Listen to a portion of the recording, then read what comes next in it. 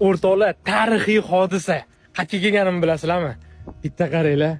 Bitta ko'rganda bilmasligingiz mumkin. Bu to'g'ri syomka qilib bo'lmaydi. Mana bu delfinni hozir remont qilishayotgan ekan. Bu o'sha Geopikani Chorniy delfin ashulasidagi Chorniy delfin qamoqxonasi, ya'ni Orenburg shahrida Sol-Ilinsk tumanida joylashgan qamoqxona. Bu yerda faqatgina kannibal, pedofil, og'ir toifali manyaklar saqlanadigan, umrbod qamoq jazosiga belgilanadigan, o'rischa qilib aytganda zaklechoniylar saqlanadigan joy o'rtoqlar. Bu yerda o'z syomka qilish mumkin emas ekan, tez gapirishga harakat qilaman. O'rtoqlar, eng yana yaxshi ma'lumot bu yerga hali o'zbeklardan menimcha hech kim kelmagan. Men birinchi bo'lib kelib sizlarga ko'rsataman bu joyni.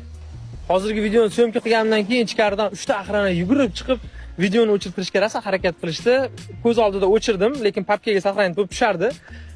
O'rtoqlar, sizlar uchun shuncha harakat qilyapman. Sizlar podpiska bosib, videoni jo'natib tashlab, qo'llab-quvvatlab turinglar. Xudo xolasa, mana Murmanskka, ya'ni shimolga bo'lgan safarimizdagi eng